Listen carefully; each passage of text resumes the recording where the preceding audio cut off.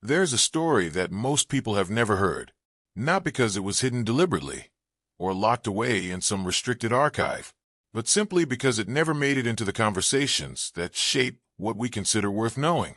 It moved quietly through the margins of history, passed between a small number of researchers, mentioned in footnotes, occasionally surfacing in private correspondence, and then disappearing again before it could take hold. And yet, for the people who have encountered it, it tends to stay with them, not because it offers dramatic answers, but because it raises a particular kind of question, the kind that doesn't resolve easily, the kind that sits at the back of your mind long after you've put the material down. In 1901, a teacher stopped teaching. That, on its own, is not unusual. Teachers leave the profession for many reasons. They get tired. They find other work. Their circumstances change. But this case was different. This teacher did not leave the profession entirely. He did not retire or relocate. He continued to show up. He continued to work. What he stopped doing, specifically, deliberately, and without full explanation, was teaching a particular version of history, a timeline he had spent years presenting to students as accurate and reliable, a framework he had been trained in, examined on, and certified to pass along to others. He stopped teaching it, and no one could get a completely clear answer about why. The records from this period are not easy to work with. That is important to say up front, because it shapes everything that follows. We are not dealing with a fully documented case. We are dealing with fragments, second-hand accounts from colleagues, brief institutional notes, a small number of personal references that were preserved almost accidentally. The picture they form is suggestive rather than complete, and that incompleteness is itself part of what makes this worth examining. Because when a person's reasons for doing something significant are not preserved, that absence is not neutral. It tells us something about how the situation was handled, about what the people around him chose to record, and what they chose not to. What we know, from the accounts that do exist, is that this teacher began changing in the years before 1901. Not dramatically, not in ways that attracted immediate attention, but there was a shift. Colleagues recalled him asking questions that fell slightly outside the normal range of classroom concerns. Not questions about how to explain history better to students.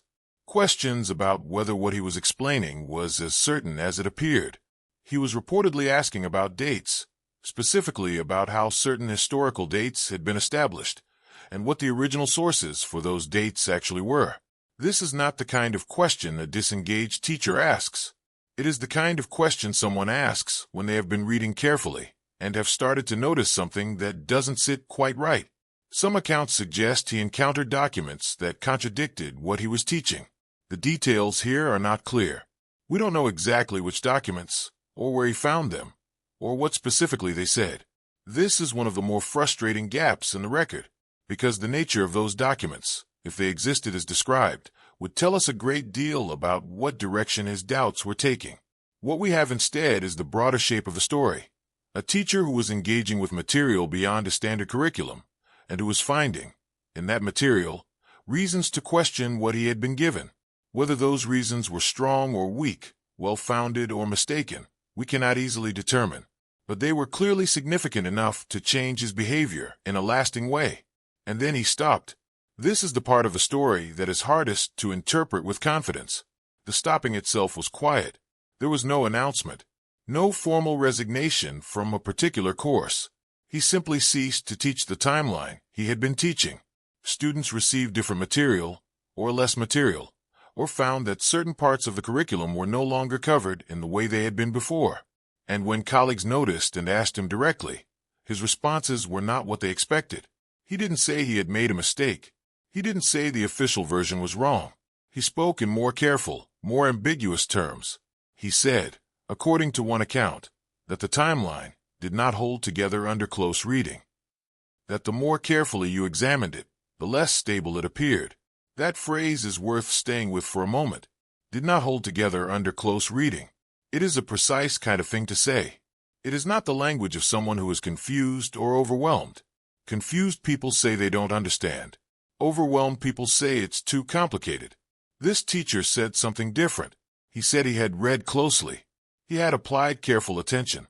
And under that attention, something had become unstable.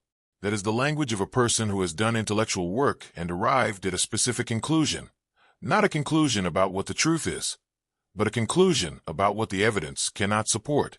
And that distinction matters, because it means his decision to stop teaching the timeline was not based on having found a better answer. It was based on having found that the existing answer could not hold the weight being placed on it. This raises a question that is difficult to dismiss. If a person spends years teaching a framework they were trained in, examined on, and trusted to deliver accurately, and then privately concludes that this framework does not hold together under close reading, what does that do to them? What does it do to their understanding of their own role? They have been, in some sense, a carrier of something they can no longer fully stand behind. That is not a comfortable position, and it may explain, at least in part, the silence that followed. Not a silence born of indifference, but a silence born of difficulty. The difficulty of knowing something that doesn't have a clean place to go. The silence is, in many ways, the most unusual part of this story, because the expected response to discovering a problem in official knowledge is to report it, to write something down, to submit a correction or a concern to the relevant institution. That is what the academic and educational systems of that era were built to receive.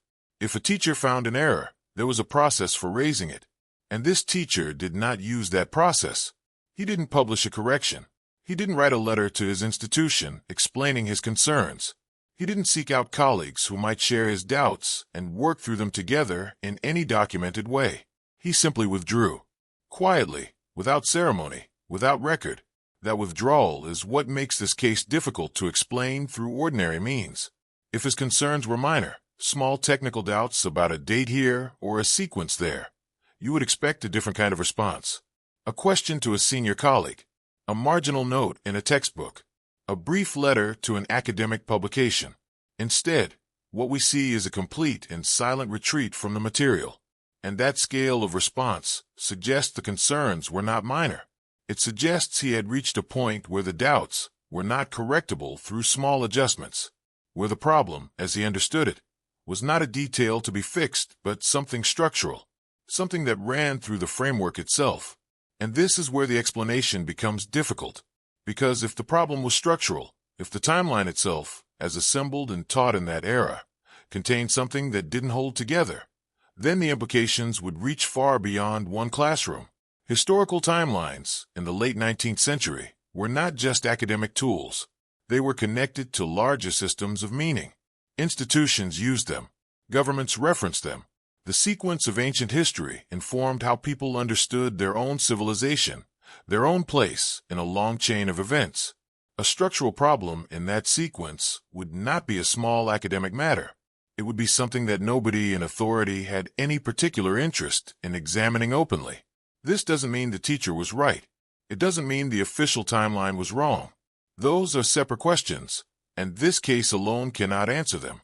What it means is that the context in which his doubts existed was not a neutral one. There were pressures, institutional, social, professional, that shaped what a person in his position could reasonably do with concerns of this kind. Going public would have required a level of evidence and a level of courage that most people in ordinary professional life are not positioned to bring together. Staying silent was, in many ways, the path that the environment made available to him, and he took it. What remains, then, is a question that the silence cannot fully close. He looked at the timeline carefully. He found something that made him stop. He chose not to explain it in any form that has survived clearly, and the institution around him did not press him for an explanation in any way that was recorded. The moment passed. The school continued. Students received their lessons, and the timeline he had quietly stepped away from continued to be taught, in that school and in thousands of others, without the question he had raised ever becoming part of the public record. There is something worth noticing in how easily that happened. How a person can look at an established framework, reach a serious conclusion about its reliability, and then simply disappear from the conversation without leaving a trace that the larger system has to account for. The records that do survive from this period are suggestive, not conclusive. They point toward something, but do not define it clearly. And that lack of clarity is not entirely accidental. Records are kept by people with reasons to keep them, and records are not kept often by the same deliberate or unconscious process. This story does not offer resolution. That is not what it is for. What it does is introduce a question, a real, specific, historically grounded question, about what happens when someone inside an educational system reaches the edge of what that system can account for. What happens when careful reading leads not to more confidence, but to less? When the closer you look, the less stable the ground appears. The teacher in 1901 reached that edge. What he found there, exactly, we cannot say with certainty, but the fact that he stopped, quietly, permanently, without explanation, suggests that whatever it was not something he could simply set aside and continue as before. It stayed with him. It changed what he was willing to do. And it raises questions that the official record, even now, does not fully answer. To understand why this teacher's decision matters, we need to take a step back. We need to look at what he was actually teaching before he stopped, because the subject he walked away from was not a minor or obscure part of the curriculum. It was something that sat at the very foundation of how history was understood and delivered in that era. And to see why that matters, we need to look at the framework itself, the official historical timeline that shaped everything he was supposed to teach. By the late 1800s, academic institutions across Europe and their colonial territories had arrived at what appeared to be a settled version of ancient and medieval history. This was not a rough or provisional account. It felt organized. It felt complete. Dates had been assigned to major events. Civilizations had been placed in sequence. The rise of one empire connected logically to the fall of another. The development of language, religion, law, and culture had been mapped across centuries and arranged into a narrative that moved in one direction, forward, from the ancient world into the present. For students sitting in classrooms at the end of the 19th century, this was not presented as a work in progress. It was presented as settled knowledge, the kind of thing that had been figured out, verified, and was now ready to be learned. This sense of completeness had a specific origin. The historical timeline that schools were working from in the 1800s was not built all at once. It had been assembled gradually, over roughly 2 centuries, by European scholars, working primarily in the 1600s and 1700s. These were serious individuals, historians, theologians, astronomers, and linguists who had access to ancient manuscripts, early printed texts, and the emerging tools of archaeological study. They worked to compile what was known about the ancient world, to translate texts from Greek, Latin, Hebrew, Arabic, and other languages, and to organize events into a coherent sequence. Over time, their work solidified. Different scholars built on what earlier scholars had done. Dates were cross-referenced. Sources were compared. And gradually, what had been a collection of competing accounts became something that looked like a single, authoritative record. That record became the backbone of historical education. By the time it reached classrooms in the 19th century, it had passed through generations of revision and refinement. It had been reviewed by academic institutions, endorsed by universities, and written into the textbooks that teachers like this one were trained to use. The timeline covered the major civilizations of the ancient world, Egypt, Mesopotamia, Greece, Rome, and traced their development across thousands of years before arriving at the medieval period and then the modern era. It was comprehensive, it was detailed, and it carried the weight of centuries of scholarship behind it. The teacher in question had been trained entirely within this system. He had studied it as a student, been examined on it, and then been trusted to pass it along to others. This is how educational systems work. Knowledge moves from institution to teacher, and from teacher to student. The individual teacher is not expected to verify the foundations of what they teach. They are expected to understand it well enough to explain it clearly and accurately. And by the standards of his time, this teacher did exactly that. He taught the standard sequence. He explained the accepted dates. He described the rise and fall of civilizations in the order and manner that the curriculum required. There was nothing in his professional conduct, in the years before his change of behavior, that suggested he was anything other than a competent and reliable educator working within the established framework. And the framework itself, it is worth repeating, was not a careless one. The scholars who built it were not guessing. They had worked with the sources available to them. They had applied the methods of their time. The resulting timeline was not constructed out of imagination. It was built from texts, from inscriptions, from astronomical records, from the accounts of ancient historians, and from the physical evidence that archaeology was beginning to uncover. When a student in the late 1800s sat in a classroom and was told that a particular civilization rose in a particular century, that date was not random. It came from a chain of scholarship that stretched back hundreds of years and involved the work of many serious minds. At first, this seems entirely normal. A structured curriculum, a trained teacher, a verified framework. This is how education is supposed to function. But there is a problem, and the problem is not immediately obvious, which is part of what makes it interesting. The fact that a framework is built from sources does not automatically mean the framework is correct. It means the framework reflects the interpretation of those sources by the scholars who worked with them. And interpretation, even careful interpretation, can go wrong. It can go wrong because of missing information. It can go wrong because of assumptions that seemed reasonable at the time, but were never fully tested. It can go wrong because the original sources themselves contained errors that were carried forward without being detected. This is not a criticism unique to historical scholarship. It applies to any field where knowledge is built cumulatively, where later researchers depend on the work of earlier ones. The question is always whether the foundation was sound, and the specific question here is whether the foundation of the historical timeline, the framework assembled by European scholars in the 1600s and 1700s, was as sound as the institutions that relied on it believed it to be. That question was not asked openly in most academic settings in the 1800s. The timeline had achieved a kind of institutional authority that made it difficult to challenge directly. It was not just a scholarly product. It had become the basis for education, for cultural identity, for how entire nations understood their own place in the flow of time. Questioning it required more than academic courage. It required a willingness to step outside the expectations of every institution that had given the timeline its authority. Most people in most situations do not do that, and this is understandable. The systems we work within shape what feels reasonable to question and what feels too large or too settled to approach.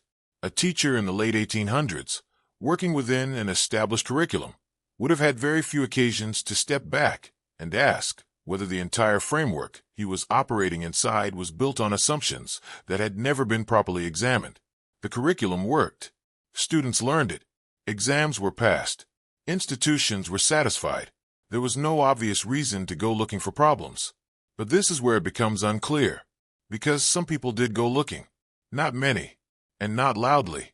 But there is a consistent thread, running through the later 19th century, of individuals who engaged seriously with the official timeline and came away with doubts that the official response never fully addressed. These were not people who rejected history as a discipline. They were people who took it seriously enough to read beyond the standard texts, to go back to original sources, to compare accounts from different civilizations, to ask how the dates they had been given were actually derived.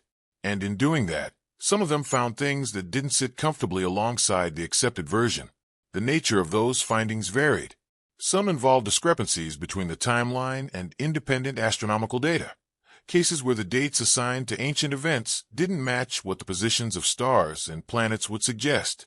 Others involved contradictions between the records of different ancient civilizations, describing events that were supposed to occur at the same time, but were placed differently in each tradition's own account. Still others involved questions about the original sources themselves, about how complete they actually were, about how much had been lost before the 1600 scholars worked with them, and about how much of the timeline rested not on direct evidence, but on chains of inference that stretched further than anyone had clearly stated. These were not simple concerns that could be resolved by reading one more textbook. They pointed toward something structural, something that existed not at the edges of the timeline, but potentially at its core.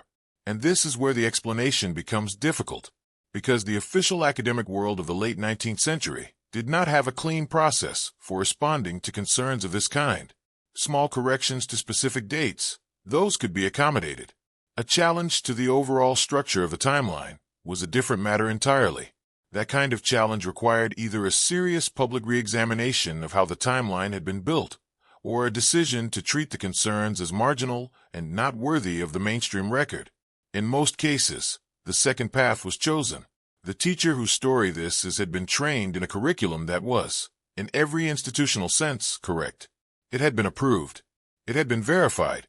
It had the weight of centuries of scholarship behind it. There was no pressure on him, from any direction, to question it. He had everything he needed to continue teaching, as he always had. And yet, at some point, he stopped. Not all of history, but this specific version, this specific timeline, the one that had been handed to him as settled and complete. What that tells us is that something he encountered, through reading, or through documents, or through a question that eventually became impossible to set aside, reached him in a way that the institutional authority of the timeline could not override. He had absorbed the framework fully enough to notice, at some level, where it was under strain, and once he noticed, he could not continue presenting it as though he hadn't. That is a particular kind of intellectual position. It is not the same as knowing the truth. It is the position of someone who has reached the edge of what the official version can explain, and who has decided, quietly, that he cannot keep standing on that ground as though it were solid. The curriculum he walked away from is still recognizable today. The broad shape of ancient and medieval history that was taught in 1901 continues to form the foundation of how history is presented in education systems around the world. It has been updated in many places. New discoveries have added detail. Some specific dates have been revised. But the core structure, the sequence of civilizations, the general placement of events across time, remains largely as it was assembled in those earlier centuries. The questions that troubled people in the late 19th century have not all been answered. Some of them are still present, in different forms, in ongoing debates among historians and researchers today. They don't appear prominently in standard curricula, but they have not disappeared either. And so the question that this teacher silence raises is not just about one man in one school in 1901. It is about the nature of the framework itself, about how it was built, what it rests on, and whether the confidence with which it has been taught across generations is fully supported by the evidence beneath it. Those are large questions. They don't resolve quickly, and they don't begin with dramatic discoveries or obvious contradictions. They begin exactly where the story begins, with someone who looked carefully at what they had been given, and found that under close reading, something did not hold together in the way it was supposed to. The first problem with the official historical timeline is not the kind of problem that announces itself clearly. It doesn't appear as a single obvious error that someone can point to and say, there, that is where it went wrong. It is quieter than that, more gradual, and in many ways, that is what makes it more difficult to address, because the problem is not located in one place. It is distributed across the entire process by which the timeline was built. And to understand it, you have to start not with what the timeline says, but with how it came to say it. Most people who study history in a classroom setting encounter the timeline as a finished product. They are given dates. They are given sequences. They are told that this civilization came before that one, that this event caused that one, that this period lasted from one century to another. The information arrives already organized, already verified, already approved. There is rarely any discussion of how those dates were established in the first place. That process, the actual process of constructing the timeline, stays mostly invisible. And that invisibility, as it turns out, is significant, because when you look at how the timeline was actually built, the picture becomes considerably more complicated than the finished product suggests. The official historical timeline that was being taught in schools at the end of the 19th century was not assembled from direct access to the ancient world. That might seem like an obvious point, but it is worth stating clearly. The scholars who built the framework in the 1600s and 1700s were not working with complete, well-preserved, independently verified ancient records. They were working with what had survived, and what had survived was partial, inconsistent, and often available only through copies of copies, manuscripts that had been transcribed by hand, sometimes multiple times across multiple centuries, each transcription introducing its own potential for error or alteration. The original texts, in many cases, no longer existed. What the scholars had were versions of those texts, filtered versions, versions that had already passed through hands and minds and institutional pressures before they reached the people who were trying to use them to reconstruct the past. This is not a criticism of those scholars. They did the best they could with what was available to them. Historical scholarship has always involved working with incomplete evidence. The question is not whether the process was perfect. It clearly wasn't, and no serious historian has ever claimed otherwise. The question is whether the limitations of that process were fully understood by the institutions that later adopted the timeline as authoritative. And the answer to that question is less comfortable, because by the time the framework reached the classroom level, by the time it became what a teacher in 1901 was expected to teach as settled fact, those limitations had largely disappeared from view. What remained was the structure, the dates, the sequences, presented not as the best current interpretation of partial evidence, but as established historical truth. At first, this seems like a minor distinction. Scholars work from imperfect sources. Everyone understands that. But there's a problem that emerges when you follow this process through carefully. And the problem is this: when a framework is built from imperfect sources, and then that framework is treated as authoritative, the original imperfections do not disappear. They get absorbed into the structure. They become invisible.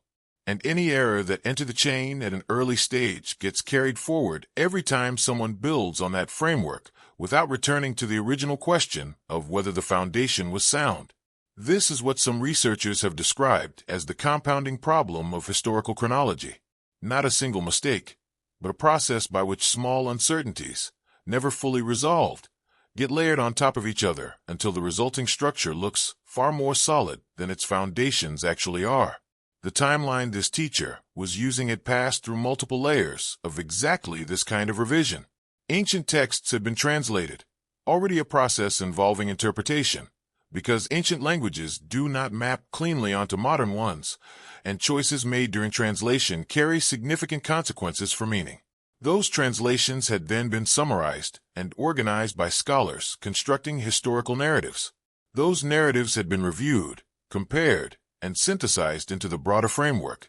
That framework had been adopted by educational institutions, written into textbooks, and passed along to teachers who were trained to deliver it. By the time it reached a classroom in 1901, the distance between what was being taught and the original sources it ultimately derived from was very large, and almost none of that distance was visible in the material the teacher had been given. This is where it becomes unclear, because the question is not simply whether errors existed. In a process this long and this complex, some degree of error is essentially inevitable. The question is whether the errors that did exist were significant enough to affect the overall reliability of the timeline in meaningful ways.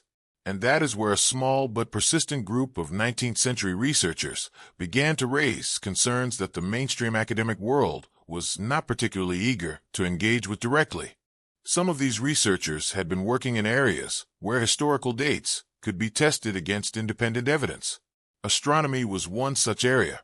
Ancient civilizations kept records of celestial events, eclipses, planetary positions, the movements of stars. These records exist in the historical sources that the timeline was partly built from. And crucially, astronomical events can be calculated backward with considerable precision. If an ancient text describes a solar eclipse occurring in a specific place, modern astronomy can determine when eclipses visible from that location actually occurred. This provides a way to test historical dates that doesn't depend on trusting the chain of interpretation. It uses physics instead. When researchers began applying this kind of test to dates in the official timeline, they found cases where the results didn't align cleanly. Not in every case, and not always by large amounts, but the misalignments were there. A date assigned to a particular event, when checked against the astronomical record, pointed to a different period than the official timeline suggested. These findings were reported. They were published, in some cases, in specialized academic journals, and the response from mainstream scholarship was largely to treat them as technical anomalies, problems with the specific data, or with the precision of ancient observations, rather than problems with the timeline itself. That response is understandable in one sense. Any complex framework will have edge cases that don't fit perfectly. The existence of anomalies doesn't automatically mean the whole structure is wrong. But this is where the explanation becomes difficult, because the anomalies were not entirely isolated. They appeared in multiple places, across different civilizations, across different periods, and the explanations offered for each one were often specific to that case, tailored to explain away that particular discrepancy, without addressing the possibility that the discrepancies were connected by something larger. Researchers who raised this possibility were generally not engaged with on the merits. They were categorized as working outside the mainstream and treated accordingly. There were also concerns raised about how the records of different ancient civilizations related to each other chronologically. The official timeline had integrated sources from Egypt, Mesopotamia, Greece, Rome, and other ancient cultures into a single framework. To do this, scholars had made assumptions about how the dating systems of these different civilizations corresponded to each other. Those assumptions were not arbitrary. They were based on available evidence. But in cases where the evidence was ambiguous or incomplete, choices had been made. And those choices, once embedded in the framework, were difficult to revisit. They had become part of the structure that everything else was built on. Questioning them meant questioning not just one date, but potentially the entire network of dates that had been positioned relative to it. A teacher working from standard textbooks would never encounter this layer of the problem. The textbooks did not discuss it. They presented the integrated timeline as though the question of how its different components had been aligned was already settled. And for practical classroom purposes, it was settled, in the sense that a definitive answer had been chosen and institutionalized. But settled and correct are not the same thing. A question can be institutionally closed while remaining intellectually open, and the questions about how ancient chronologies had been integrated were, for a number of serious researchers in the 19th century, very much still open. This raises a question about what it means to teach something as fact. If a date in a textbook rests on a chain of interpretation that includes unresolved ambiguities, and if those ambiguities have been noted by researchers who found no satisfactory answer in the official response, at what point does presenting that date as established fact become misleading? This is not a comfortable question for any educational system to engage with, because the alternative, presenting historical dates with their full uncertainty attached, would fundamentally change what history education looks like. It would shift the subject from a body of settled knowledge to an ongoing investigation, and that shift carries consequences that institutions are generally not eager to accept. The teacher in 1901 was not in a position to resolve any of this. He was one person, working in one school, with access to whatever material he happened to read beyond his standard curriculum. He did not have the resources of a research university. He did not have colleagues working on the same questions. What he had was the capacity to read carefully, and the intellectual honesty to take seriously what careful reading revealed. And what it revealed, at some point in some form, through some combination of sources we cannot now fully identify, was that the framework he was teaching had been built through a process that was more vulnerable to error than the framework's institutional authority acknowledged. He could not correct that in any formal sense. He could not publish a finding or submit a revision to the curriculum committee. All he could do was stop presenting as settled something that he no longer experienced as settled. And that is what he did, quietly, without explanation, without the kind of public statement that would have invited direct challenge or required him to defend a specific alternative. He simply withdrew from the presentation of a timeline whose construction, under close examination, had stopped looking as reliable as he had once assumed it was. What makes this significant is not that one teacher had doubts. Teachers have doubts about many things. What makes it significant is what his doubts were specifically about. He was not uncertain about a fact at the edge of his knowledge. He was uncertain about the process by which the core of his curriculum had been constructed. And that kind of uncertainty, about foundation rather than detail, does not resolve by reading one more approved source. It only deepens, because the more carefully you look at how knowledge is built, the more visible its vulnerabilities become. And once those vulnerabilities are visible, they are not easy to unsee. To understand what this teacher might have discovered, it helps to stop looking at him as an isolated case. Because he wasn't operating in a vacuum, he was working inside a specific historical moment, a period that, on the surface, looked like one of growing confidence in human knowledge, but underneath was experiencing something more complicated. The late 19th century was, in ways that rarely make it into standard history lessons, a time of quiet but significant intellectual tension. And that tension had a great deal to do with history itself, with how it was being studied, what was being found, and what those findings were doing to the framework that institutions had spent generations building and protecting. To appreciate this, you have to understand what was happening in European academic life during the second half of the 1800s. This was a period of genuine expansion in historical research. Universities were growing. More scholars had access to more material than ever before. Archaeological work was accelerating. Sites in Egypt, in Mesopotamia, in Greece, and the Near East were being excavated and documented with increasing seriousness. Ancient inscriptions were being deciphered. New manuscript discoveries were being made and studied. The tools available for examining the ancient world were improving in almost every direction.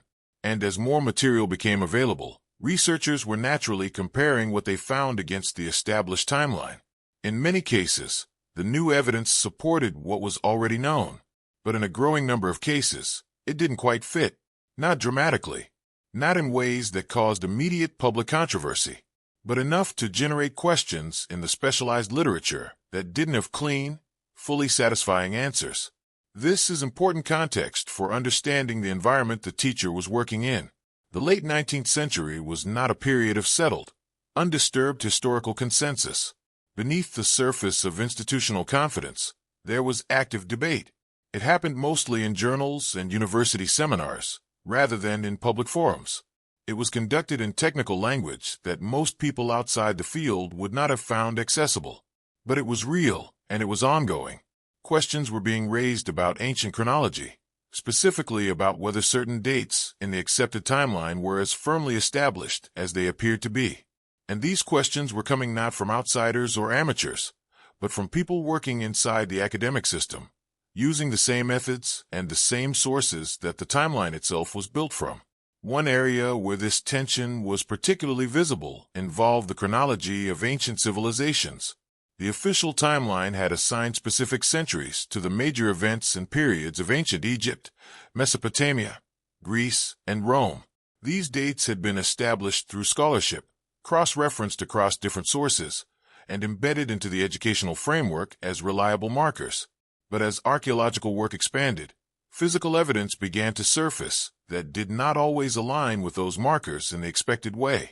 Building materials found at certain sites were dated differently by geological and physical analysis than the timeline suggested they should be. Layers of earth and sediment told stories about when places were occupied or abandoned that didn't match the accepted sequence in every case. Astronomical alignments built into ancient structures pointed to different periods than the ones the textbooks assigned. None of this was simple or unambiguous. Physical evidence requires its own interpretation, and the methods for dating ancient materials in the 19th century were far less precise than what exists today. But the pattern was there, and the pattern was noticed. At first, this seems manageable. Every historical framework encounters contradictory evidence. The normal scholarly response is to examine the contradiction carefully. Consider whether it requires a revision of the accepted date or whether there is a reasonable explanation that preserves the existing framework, and proceed from there. And this is exactly what mainstream scholarship attempted to do. Explanations were offered. The contradictions were addressed, in most cases, through adjustments to how the physical evidence was interpreted, rather than through revisions to the timeline itself. The timeline, by this point, had a kind of institutional weight that made revising it a much larger undertaking than explaining away a particular anomaly. And so the anomalies were explained away, one by one, through arguments that were often reasonable but that, taken together, required an accumulating stack of assumptions. This is where it becomes unclear, because assumptions are not the same as evidence. And when a framework begins to depend heavily on assumptions, when each new piece of contradictory evidence is resolved not by returning to the original question, but by adding another layer of interpretation on top of the existing structure, the framework becomes more fragile, not more stable. It looks more complete because it has incorporated more material. But the way it has incorporated that material is by bending the material to fit the structure, rather than testing whether the structure is correct. This is a subtle but important difference. And it is the kind of difference that a careful reader, someone who was paying attention to how arguments were being made, not just to what conclusions they reached, might begin to notice. There was a second area of concern that was perhaps even more fundamental. This involved the question of how the records of different ancient civilizations related to each other chronologically. The official timeline was not built from the records of one civilization. It was built from the records of many: Egyptian, Mesopotamian, Greek, Roman, Hebraic, and others, integrated into a single sequence. To do that integration, scholars had to make decisions about how the dating systems of these different cultures corresponded to each other. Many ancient civilizations did not date events by a universal standard. They used their own systems: regnal years, cyclical calendars, references to celestial events. Translating those systems into a common framework required scholarly judgment, and in cases where the evidence was ambiguous, that judgment involved choosing one interpretation over another. The problem that some researchers identified was specific. When two independent ancient cultures described what appeared to be the same event, a major military conflict, a significant natural disaster, a period of political upheaval, they did not always place it in the same part of their respective timelines. Scholars working on the official framework had explanations for this. They argued that ancient observers were sometimes imprecise, that calendar systems introduced genuine confusion, that what looked like the same event was sometimes actually two different events that resembled each other. These explanations were not without merit.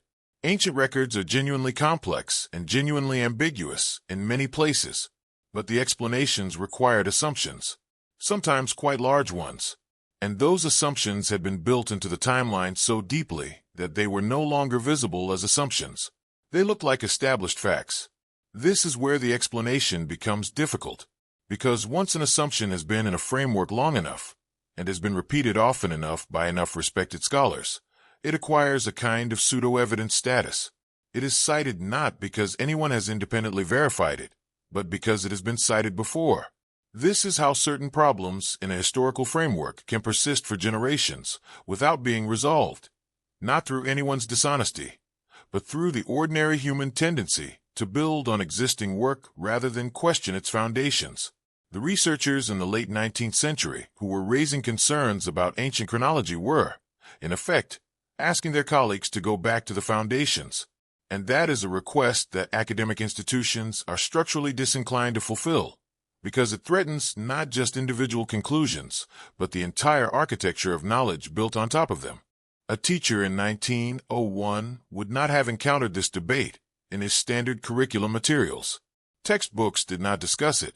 Teacher training programs did not address it. The official version moved from training institution to classroom without carrying the uncertainty that existed at the research level. This was not necessarily a deliberate suppression. It was more likely a practical consequence of how educational systems work. Curricula are built for clarity and consistency. They present knowledge in its most settled form, because the alternative, presenting knowledge as perpetually uncertain and contested, makes it very difficult to teach. But the practical consequence was that a teacher working from approved materials had no way of knowing that the dates he was presenting with confidence were, at the research level, not universally agreed upon. The only way he would have encountered this material was by reading beyond the curriculum. And this is precisely what the available accounts suggest he did. Someone in his position, reading the academic literature of his era with genuine curiosity, going past the textbooks into the journals, into the specialized publications, into the work of researchers who were asking harder questions, would have found this debate. It was there. It was in print. It was being conducted by credible scholars, working within established institutions. It was not fringe material. It was the kind of specialized academic discussion that simply hadn't made its way into the classroom version of the subject. And this raises a specific question. If this debate existed, if serious researchers in the late 19th century were publishing concerns about ancient chronology, about the reliability of certain dates, about the assumptions embedded in how different civilizations' records had been integrated, why did it remain so invisible to the teaching profession? Why were the teachers who were responsible for passing this knowledge to the next generation so thoroughly insulated from questions that were actively being discussed at the research level? This is not a simple question, and the answer, whatever it is, tells us something important about how educational systems manage the relationship between settled knowledge and open questions. The teacher in 1901 somehow crossed that boundary. He moved from the settled version into the uncertain one. Whether this was deliberate, a systematic effort to read beyond his curriculum, or accidental, an encounter with the right piece of material at the right moment, we cannot say. What we can say is that the environment he was working in contained everything he would have needed to reach the doubts that apparently changed his behavior. The questions were there. The concerns were documented. The evidence that didn't fit the official version had been reported and, in most cases, explained away rather than fully resolved. A reader who paid close attention to those explanations, who asked not just whether they were plausible, but whether they were fully satisfying, might have found them wanting. And that is a specific kind of intellectual experience. It is the experience of watching an explanation work on the surface, while sensing that something underneath is still unresolved. It doesn't require special expertise. It requires attention. It requires the willingness to keep asking the question after the official answer has been given, to sit with the response and test whether it actually closes the gap or merely covers it. Not everyone does this. Most people accept the official answer and move on. But some people keep asking. And what they find, when they keep asking long enough, is that some official answers are better than others. Some genuinely close the gap, and some merely redirect attention away from it. The teacher in 1901 was working in an environment saturated with redirected attention. The official timeline was being maintained not purely through evidence, but through a combination of evidence and institutional authority. The debate happening at the research level was being managed rather than resolved. And for someone reading carefully enough to notice the difference, that management, the systematic preference for explanations that preserved the structure over explanations that questioned it, would itself have become a kind of evidence. Not evidence about what the correct timeline was, but evidence about whether the official version could be trusted to present the question honestly. That is a difficult thing to discover about a framework you have spent years teaching, and it may be the most important part of what this teacher found. This is where the story becomes harder to follow, not because the subject becomes more complicated in an abstract sense, but because the specific evidence becomes thinner. Up to this point, we have been dealing with the broader environment, the state of historical scholarship in the late 19th century, the debates that existed at the research level, the vulnerabilities in the official timeline that careful readers were beginning to notice. That context is reasonably well documented. It exists in academic publications, in institutional records, in the specialized literature of the period. But when we try to move from that general context to the specific experience of this particular teacher, to what he read, what he found, what specifically changed his mind, the record becomes much harder to work with. And that difficulty is itself worth examining carefully.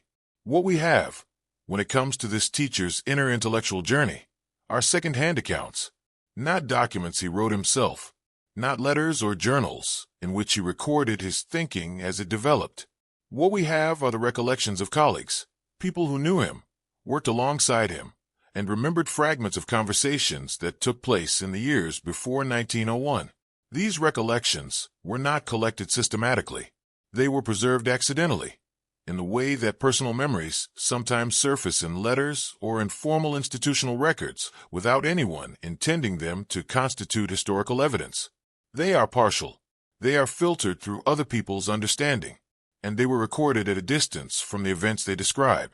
None of this makes them worthless, but it does mean they have to be handled carefully.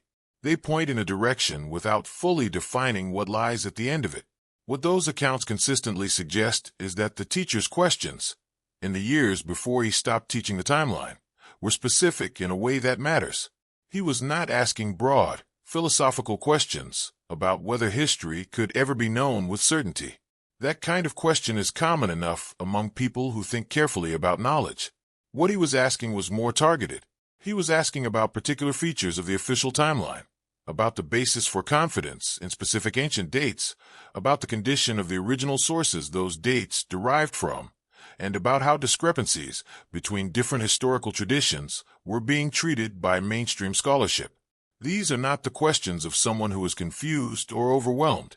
They are the questions of someone who has been reading carefully enough to identify exactly where the framework is under strain.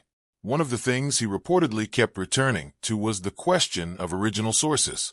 Specifically, he asked why certain ancient dates were accepted so confidently when the texts they were based on no longer existed in their original, complete form. This is a more pointed question than it might initially appear. The historical timeline assigns specific dates to events in the ancient world. Those dates came from ancient texts, chronicles, royal records, astronomical observations, the accounts of ancient historians. But many of those original texts are not available to modern scholars in their complete, unaltered form. What exists, in many cases, are copies. Manuscripts produced centuries after the originals, sometimes translated from one language into another and then back again, sometimes known only through quotations preserved in the work of later writers, who themselves may have been working from incomplete sources. The chain between the original record and the version that reached 19th century scholars was, in many cases, very long and very imperfectly documented. This is not a secret. Historians have always known that working with ancient sources involves navigating this kind of complexity. But there is a difference between knowing this as an abstract methodological challenge and grappling with what it means for the specific dates embedded in the curriculum. If a date in a textbook ultimately traces back to a text that no longer exists in its original form, that is known only through a medieval copy of a lost translation of a summary of an original chronicle, then the confidence with which that date is presented to students deserves scrutiny. And this is precisely the kind of scrutiny the teacher appears to have been applying, not to undermine history as a discipline, but to understand how much weight the available evidence could actually bear. He also reportedly raised questions about how discrepancies between different historical traditions were being handled. This connects directly to something discussed earlier, the problem of integrating the records of multiple ancient civilizations into a single timeline. When two ancient cultures described what appeared to be the same event, but placed it at different points in their own chronological systems, the official framework had to make a choice. It had to decide which account to follow, or how to reconcile the two. In most cases, a reconciliation was offered. An explanation was provided for why the discrepancy existed, and that explanation was incorporated into the textbook version of events without any indication that a choice had been made, or that the alternative interpretation remained unresolved. The discrepancy was treated not as an open question, but as a closed one, filed away as a footnote, acknowledged but not weighted as a genuine problem. The teacher, by multiple accounts, found this treatment unsatisfying. He wanted to understand why a discrepancy between independent ancient records was being classified as a minor technical issue rather than as a substantive challenge to the timeline's reliability. This raises a question that is not easy to dismiss. If two independent sources, neither of which had any reason to coordinate with the other, placed the same event at different points in time, why should one be trusted over the other? And who made that decision, and on what basis? These are legitimate scholarly questions. The fact that they were being asked at the classroom level by someone who had been trained to deliver the official version without questioning it suggests that the teacher had moved beyond the textbook and encountered material that gave those questions real weight. And this is where one account in particular becomes significant. There are suggestions, not fully confirmed, but present in the available record, that the teacher had been reading a specific line of historical criticism, a body of thinking that was focused not just on individual dates or isolated discrepancies, but on a more fundamental structural question about medieval European chronology. The argument this line of thinking advanced was that the accepted timeline of medieval history contained periods that had been artificially extended, that certain centuries in the European historical record, as it had been reconstructed by scholars working from medieval documents, may have contained duplicated material, events that had actually occurred once, but were recorded in ways that caused them to appear twice, separated by intervals of time that didn't really exist. The implication was that the timeline in those sections was longer than the actual history it was supposed to represent. At first, this seems like exactly the kind of fringe speculation that can be safely ignored, and mainstream scholarship, both in the 19th century and since, has treated it largely that way. The idea that significant portions of the historical timeline might be artificial, That centuries of recorded history might be misplaced or duplicated is a very large claim. Large claims require large evidence, and the evidence offered for this line of thinking has never been accepted as sufficient by the mainstream academic community. That is an important fact, and it should not be minimized. The scholarly consensus against this argument is real and has been consistently maintained. But this is where it becomes unclear, because the question is not simply whether the argument is correct. The question is whether the arguments against it are fully satisfying to someone who reads them carefully. And here the situation is more complicated than the mainstream response might suggest. The critique of medieval chronology that this teacher appears to have encountered had not survived for generations because it was obviously wrong and easy to dismiss. It had survived because the arguments at its core, about the quality of the sources used to construct the medieval timeline, about the way certain periods in the documentary record seemed to mirror each other in unusual ways, about the assumptions required to integrate medieval European chronology with that of other regions, were not entirely without substance. They raised genuine questions, and the official responses to those questions, while often technically competent, were not always fully transparent about how much they depended on the same kinds of assumptions they were supposed to be resolving. A careful reader, approaching this material without a prior commitment to either the official version or the critique, might find themselves in an uncomfortable position, not convinced that the critique was right, but not fully satisfied that it had been dismissed on purely evidentiary grounds rather than on grounds of institutional preference. That is a specific kind of intellectual discomfort. It is the discomfort of recognizing that a debate has not been settled on its merits, that one side has won not by providing a fully satisfying answer, but by having the authority to define what counts as a satisfying answer in the first place. This doesn't fully make sense as the whole explanation for why a teacher would stop teaching the official timeline. People encounter uncomfortable intellectual positions all the time without dramatically changing their professional behavior. The material would have to have affected him in a more direct way, would have to have connected with the specific content he was delivering in a way that made continued delivery feel untenable. And this raises a question we cannot answer cleanly. What, specifically, in this body of criticism connected with what he was teaching in a way that crossed that line? Was it a particular argument about a specific period? A specific piece of evidence that he could not square with the dates he was presenting? A methodological point that made him feel he was asking students to accept something on weaker grounds than they were being told? We don't know. The record does not preserve that level of detail. What it preserves is the shape of the problem. Someone who was reading carefully, who was asking the right kind of questions, who had encountered material that the official system had never prepared him to deal with, and who eventually reached a point where he could not continue as before. The silence that followed suggests the experience was not something he processed quickly or lightly. It stayed with him. It shaped his behavior in ways that persisted past the moment of initial discovery. It doesn't fully make sense that someone would abandon a major part of his professional practice over material that was merely interesting, but ultimately dismissible.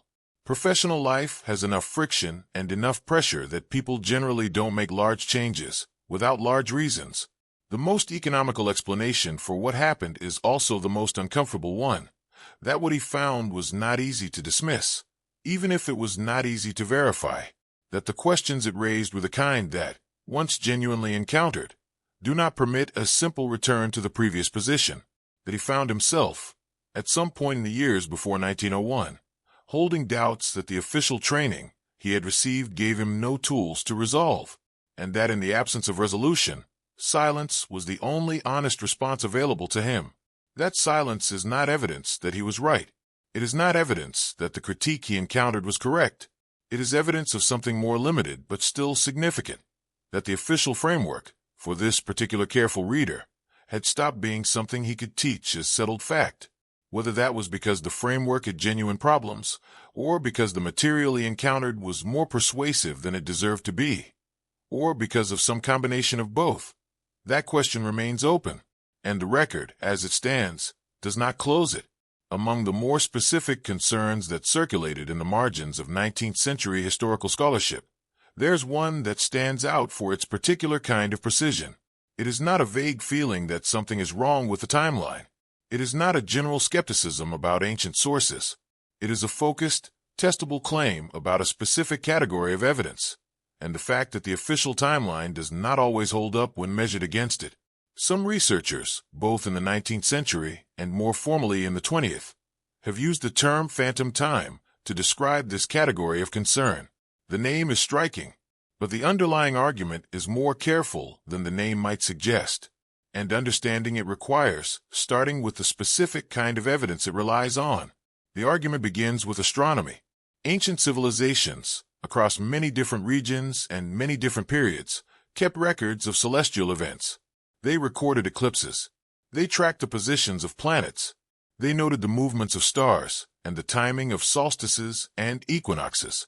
These records exist in varying degrees of completeness in the historical sources that scholars have used to build the official timeline, and they carry a property that almost no other category of ancient record shares. They are independently verifiable. Modern astronomy can calculate, with very high precision, exactly when and where celestial events occurred at any point in the past. An eclipse visible from a specific location can be dated to within minutes. The position of a planet on a given night can be calculated backward across thousands of years. This means that when an ancient text records a celestial event, and that record has been used to anchor a historical date, it is possible to test whether the date assigned by the official timeline actually corresponds to a real astronomical event of the kind described. This is a significant tool, and when researchers began applying it systematically to dates in the official timeline, they found something that required careful attention. In many cases, the dates aligned as expected. The celestial event described in an ancient record corresponded to an actual astronomical event occurring close to the time the timeline assigned. But in other cases, the alignment was not clean. A date assigned to a particular event, anchored partly by an astronomical reference in the source text, did not correspond to any celestial event of the described type occurring at that time, or it corresponded to one that was much less visible, much less significant than the description suggested. The astronomical anchor, in those cases, did not hold. At first, this seems like a problem that can be resolved through familiar explanations. Ancient observers were not always precise. They worked without modern instruments. Their descriptions of celestial events were sometimes metaphorical rather than literal. Their calendar systems were complex and sometimes inconsistent. All of these points are valid, and in individual cases, they are often sufficient to explain a discrepancy. A single misalignment between a historical date and the astronomical record can reasonably be attributed to observational imprecision or textual ambiguity without requiring any revision to the timeline itself. This is the standard response, and it is not unreasonable on its own terms. But this is where it becomes unclear, because the issue is not whether the standard explanation works in individual cases. The issue is whether it works as a general response to a pattern. And when researchers mapped the astronomical discrepancies across the timeline, across different civilizations, different periods, different types of celestial events, what they found was not a random scatter of individual anomalies. They found something that looked more like a cluster. Certain periods of the official timeline produced a disproportionate number of misalignments, and those periods tended to be the same ones that had already attracted attention for other reasons, periods where the documentary sources were thin, where the integration of different civilizations' records required the most assumptions, where the chain of interpretation between original source and accepted date was longest. This clustering is what gives the phantom time argument its specific character. The claim is not that all ancient dates are wrong. It is that certain periods in the timeline contain dates that, when tested against the one category of evidence that cannot be adjusted by interpretation, consistently fail to produce the expected results. And the explanation that ancient observers were imprecise, which works well enough for isolated cases, becomes strained when it has to account for a concentrated pattern of failures in specific parts of the timeline. Because imprecision, by its nature, should produce random scatter, not clustering, not a systematic tendency for the same periods to generate the same kind of problem. The most formally developed version of this argument appeared in the latter part of the 20th century. But as noted earlier, earlier versions of the underlying concern existed well before that. The specific methodology of testing historical dates against astronomical calculations had been applied by researchers in the 19th century.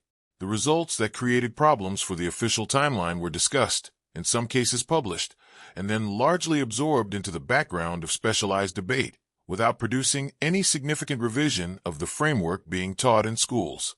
A teacher reading broadly in the academic literature of the 1890s would have had access to this material. It was not hidden. It was simply not foreground. It existed in the specialized literature as a known issue, acknowledged, partially addressed, but not resolved in a way that fully closed the question. Whether this is specifically what the 1901 teacher encountered, we cannot say with certainty. The record does not preserve that level of detail. What we can say is that this particular line of argument, the astronomical testing of historical dates, is the kind of material that, once encountered, is difficult to set aside. It doesn't ask you to take anyone's word for anything. It asks you to compare two independent datasets and notice whether they align.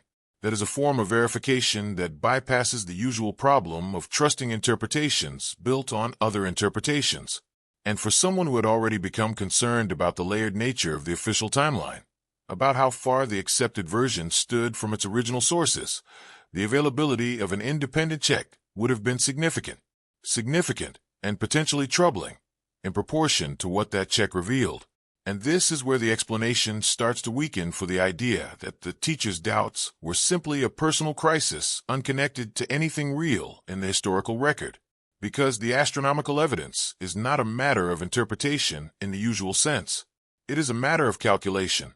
And if the calculations produced results that didn't match the official dates in the concentrated, pattern-forming way that some researchers had noted, then the teachers, to understand why the doubts of this teacher, and the others like him, disappeared so quietly from the record, you have to look beyond the academic world.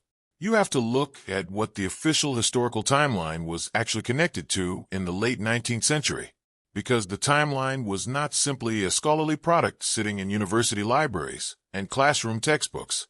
It was embedded in something much larger, something that had stakes far beyond the question of whether a particular ancient date was correctly assigned.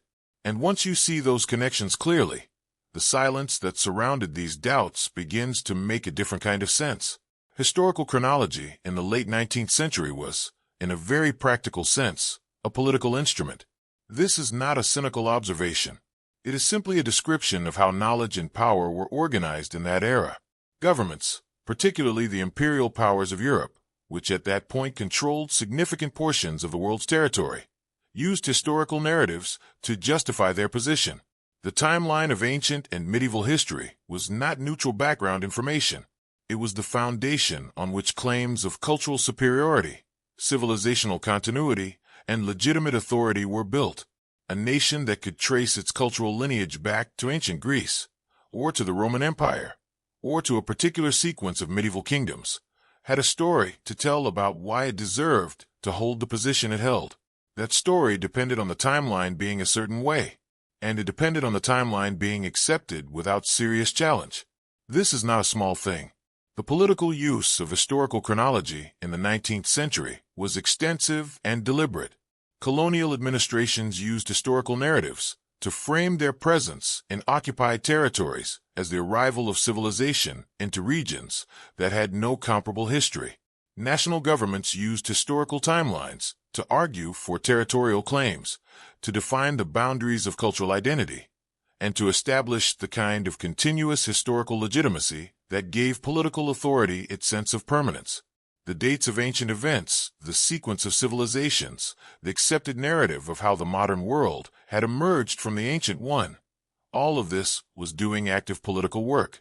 It was not just being preserved in textbooks, it was being used.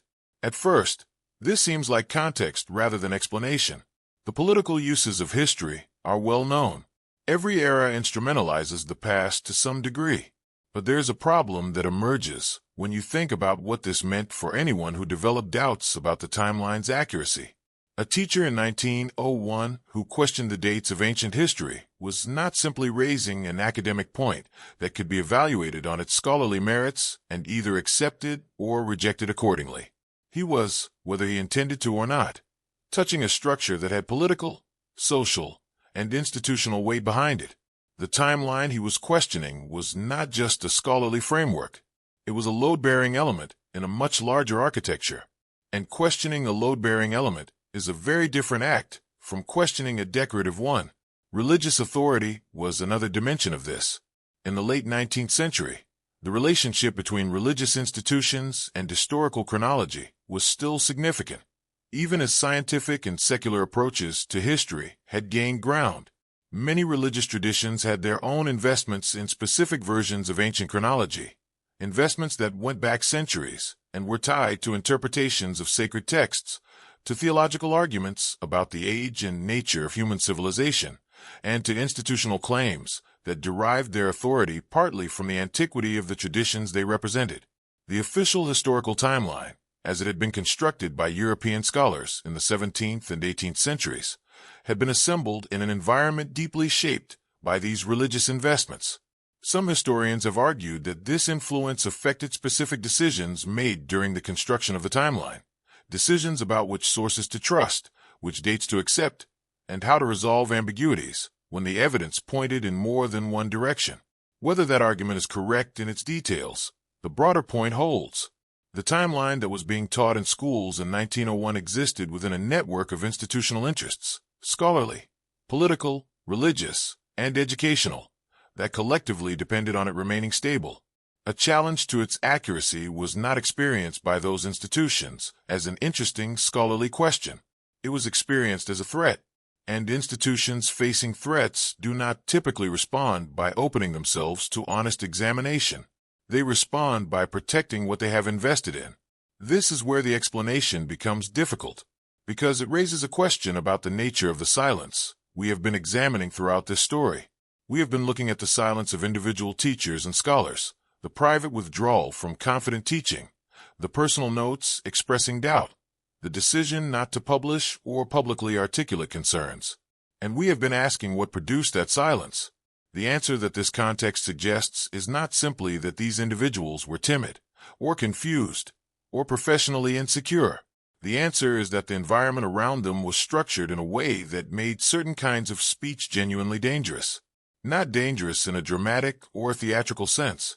Dangerous in the ordinary, professional, practical sense that speaking certain things would cost something real: reputation, position, institutional standing, the cooperation of colleagues, the support of the systems that professional life depends on.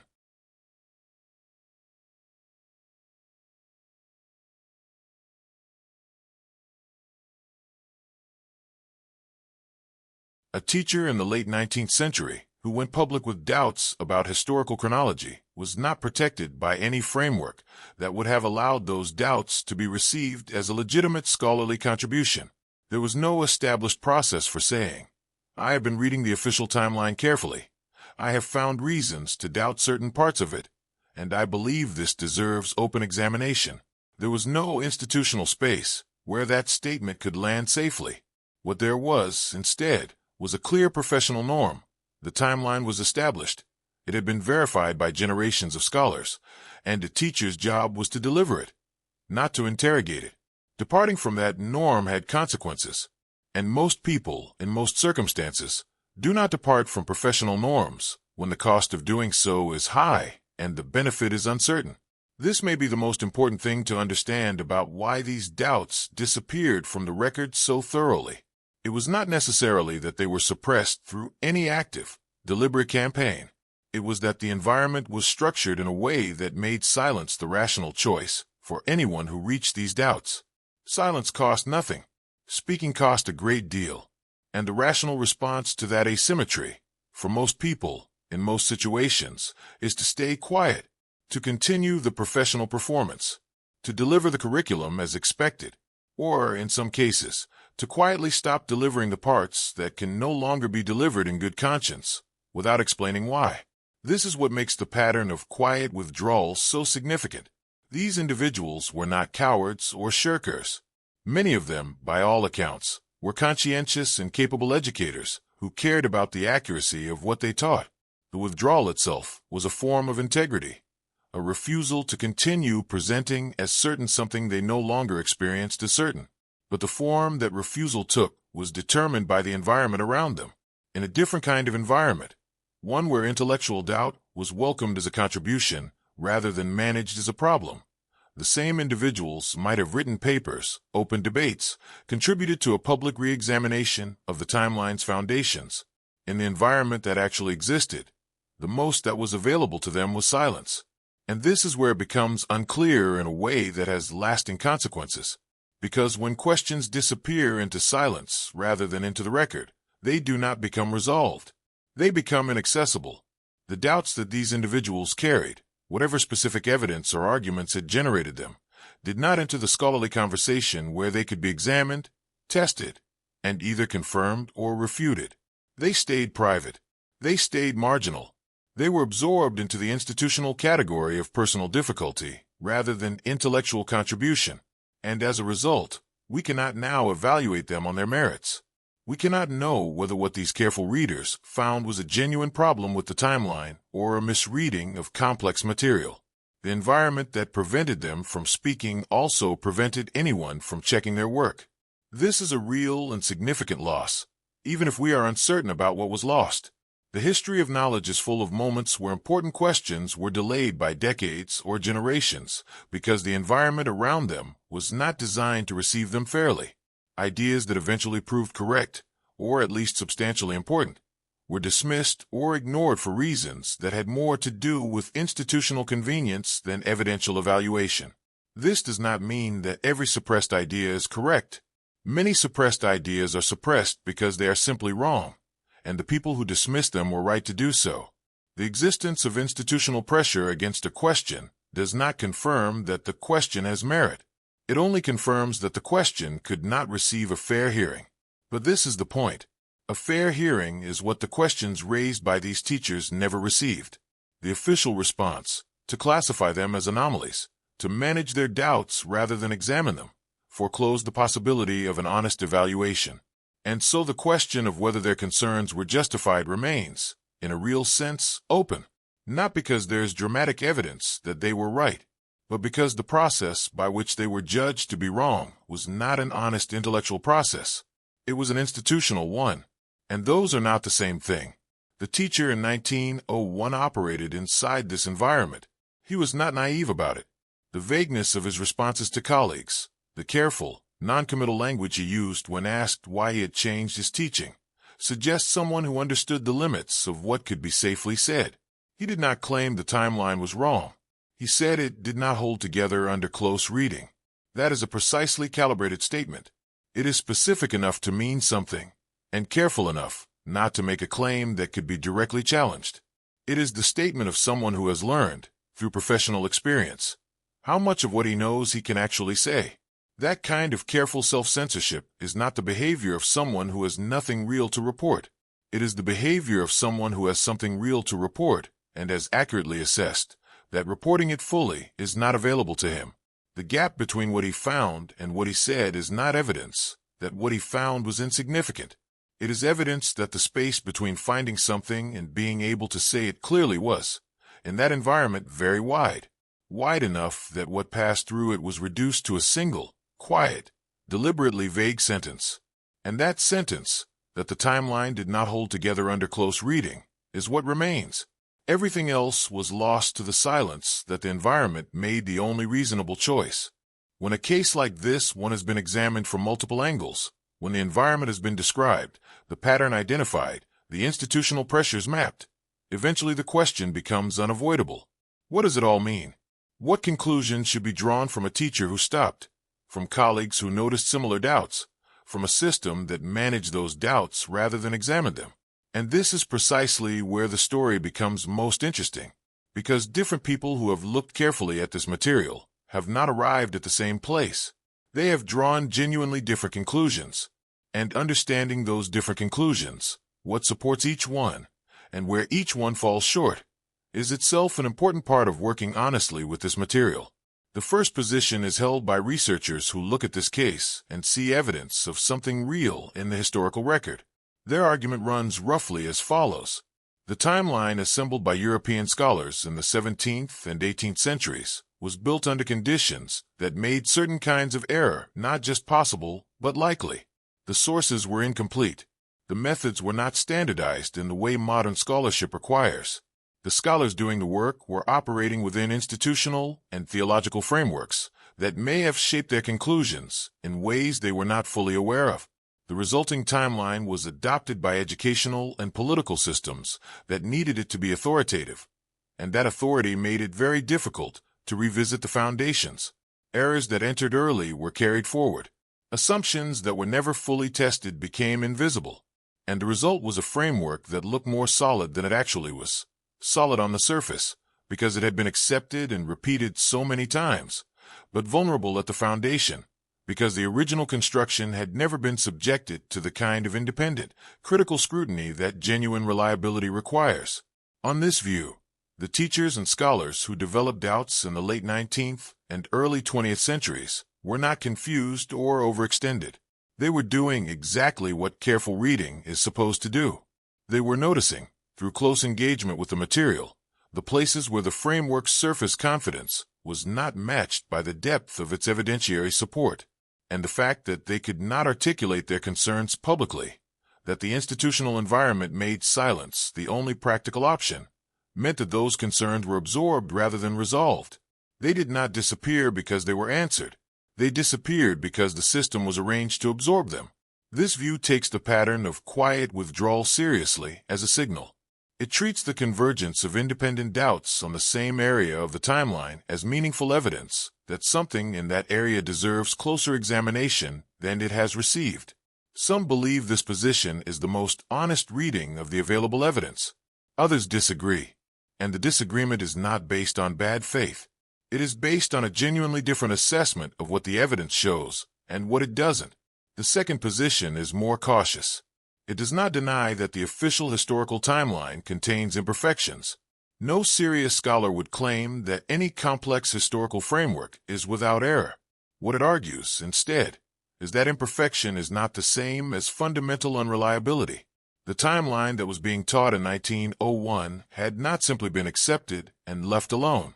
It had been worked on, tested, and revised across many generations of scholarship. Archaeological discoveries had refined specific dates. New translations had corrected earlier misreadings. The methods of historical analysis had improved substantially between the 17th century and the late 19th century.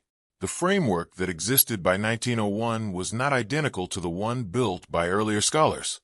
It had been updated through exactly the kind of ongoing critical engagement that scholarship is supposed to involve. On this view, the presence of doubts among teachers, among minor scholars, among careful readers, is not evidence that the framework was fundamentally broken. It is evidence that the framework was complex, and that complexity generates questions in people who engage with it seriously. Scholars in every era have found things to question in the accepted historical record. That is not a sign that the record is unreliable. It is a sign that historical knowledge is alive, that it is being tested and refined rather than simply accepted. The teacher's doubts, from this perspective, may have been genuine and may have been honestly arrived at. But genuine doubt is not the same as correct doubt. A person can read carefully, notice real complexity, and still draw conclusions that go further than the evidence supports. The material this teacher encountered, particularly the critiques of medieval chronology, the arguments about phantom time and duplicated periods, was not without substance, but it was also not without significant problems that mainstream scholarship had identified, and that the teacher, working outside his area of training, may not have been fully equipped to evaluate. This is where it becomes unclear, because this second position depends on an assessment of how good the mainstream scholarly response to these concerns actually was. And that assessment is not simple. Acknowledging that the official rebuttals of alternative chronology arguments existed is not the same as confirming that they were fully satisfying. Some of the mainstream responses to 19th century chronological concerns were technically competent and genuinely addressed specific points. Others were more dismissive than analytical. They rejected the concerns on grounds of their source or their implications, rather than by engaging carefully with the specific evidence being presented. Distinguishing between these two kinds of response requires detailed engagement with the specialized literature that most people, including most teachers in 1901, were not positioned to carry out, and that limitation cuts both ways.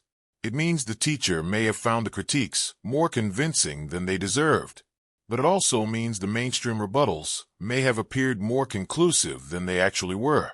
The third position in this debate is the one that, in some ways, sidesteps the central historical question entirely. It does not try to determine whether the official timeline was right or wrong, reliably constructed or vulnerably built. Instead, it focuses on the process, on the system that surrounded the timeline and shaped how questions about it were handled. And what this position argues is that the most significant and troubling aspect of this entire story is not the doubts themselves, but what happened to them. The fact that doubts raised by educated, careful, independently motivated individuals were consistently classified as personal problems rather than intellectual contributions. The fact that the institutional response to convergent concerns was management rather than examination. The fact that the space available for questioning the timeline was so narrow that silence became the only realistic option for people who had genuine reservations about what they were teaching. This position argues that even if the official timeline turns out to be largely correct, even if every date in the accepted framework is as well founded as the institutions behind it claimed, the process by which dissenting views were handled was not intellectually honest. A framework that cannot be questioned without professional consequences is not a framework that has been validated through honest inquiry. It is a framework that has been protected, and protection is not the same as verification. A historical timeline that has been preserved through institutional authority rather than continuously tested through open intellectual challenge may be correct, but it cannot be known to be correct through the same process that established it, because that process was not designed to find errors. It was designed to deliver a settled version. Each of these three positions has something genuine to recommend it. The first takes the doubts seriously as signals about the material. The second takes the official framework seriously as a product of ongoing scholarly work. The third takes the institutional environment seriously as a factor that shaped what could be known and what could be said, and none of them on their own fully accounts for everything the record contains. This is not a comfortable situation for anyone who wants a clean answer, but it is the honest situation, and pretending otherwise, choosing one of these positions and presenting it as definitively correct, would require ignoring parts of the evidence that the other positions correctly identify. What makes this particularly difficult is that the three positions are not entirely independent. They intersect and complicate each other in ways that prevent any simple synthesis.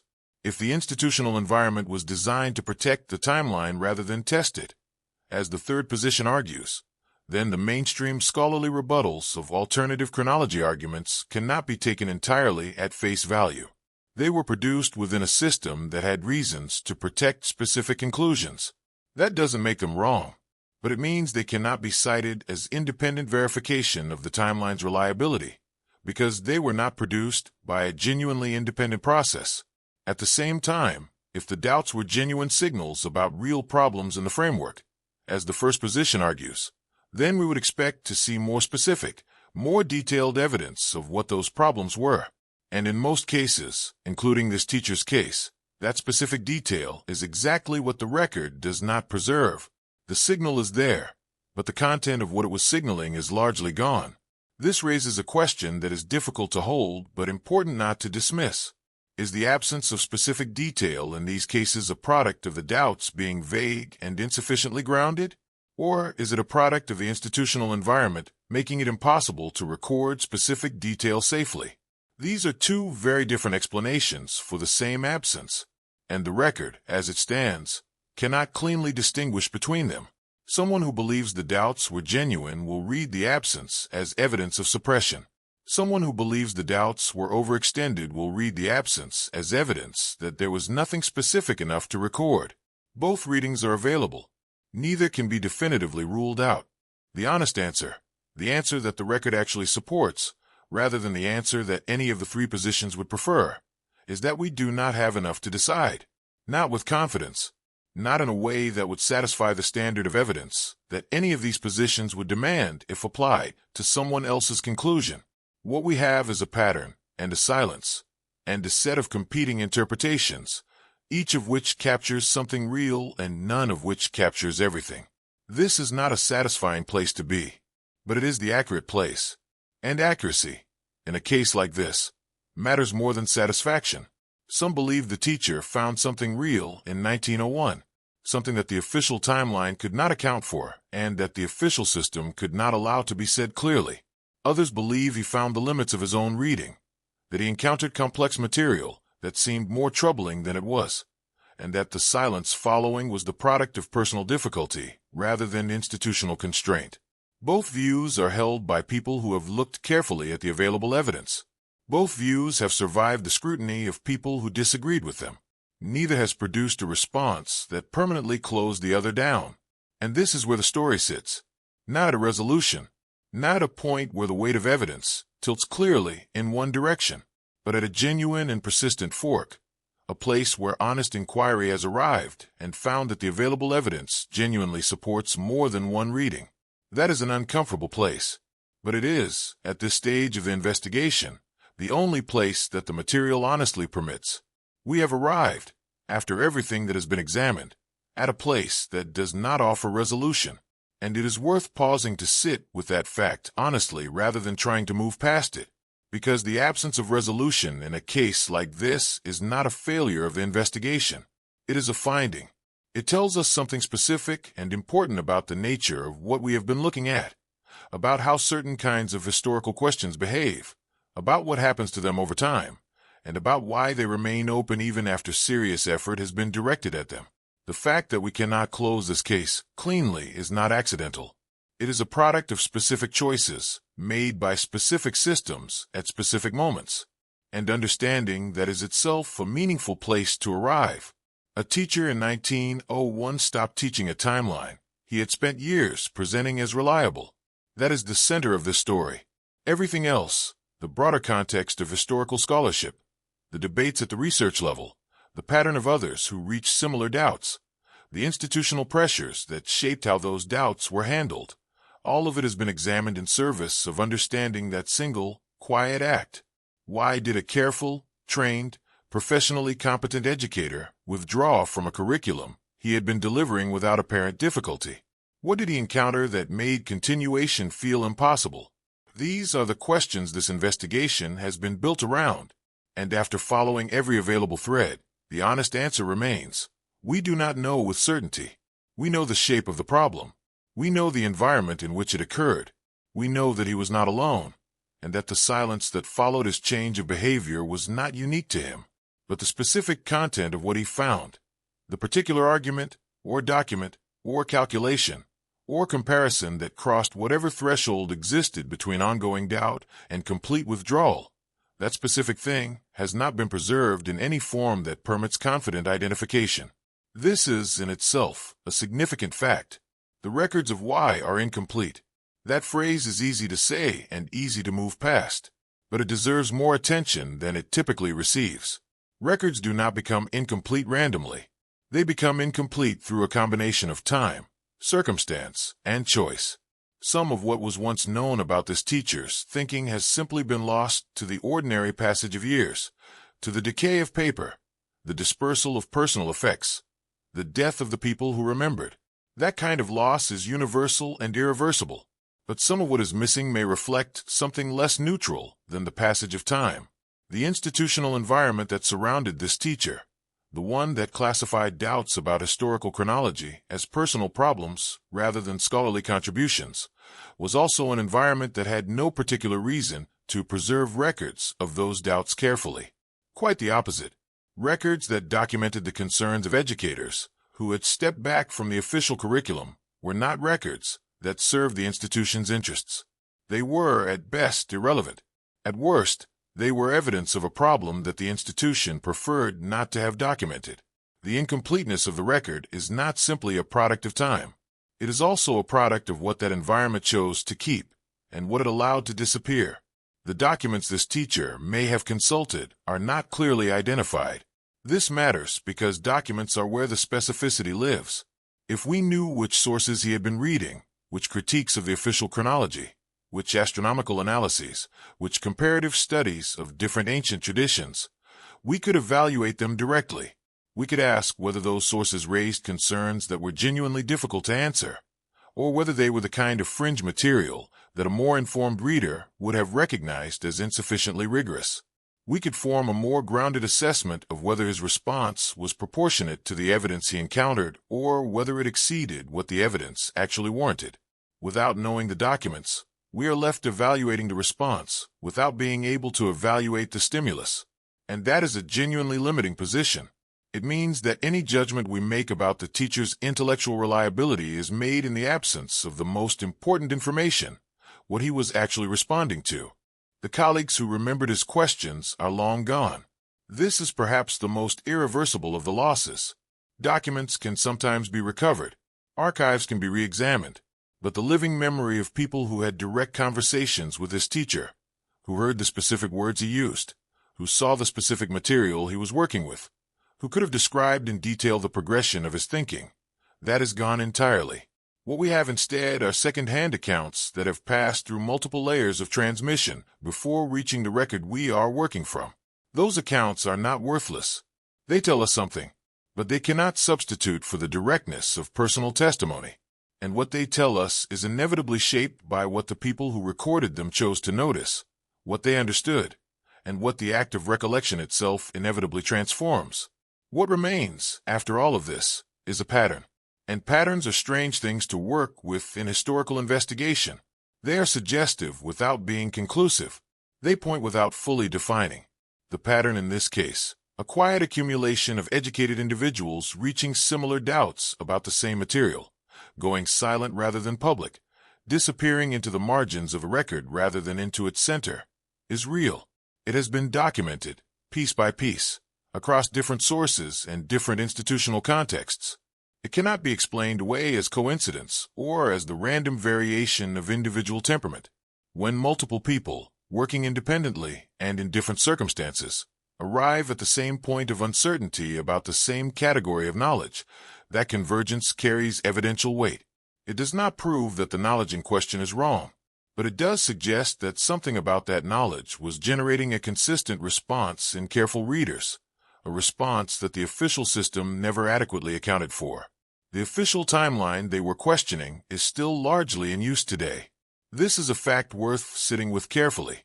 The framework that a teacher in 1901 found so troubling that he could no longer teach it in good conscience is, in its broad outlines, the same framework that shapes how history is presented in educational systems around the world in the present. It has been updated in its details. Archaeological discoveries have revised specific dates. New analytical methods have refined the picture in particular areas. The framework is not static, but its core structure, the sequence of ancient civilizations, the broad shape of medieval European chronology, the integrated timeline that was assembled in the 17th and 18th centuries and adopted as authoritative, remains in place. It is still not presented with uncertainty. It is still taught as settled history. The questions that troubled this teacher have not been incorporated into the curriculum.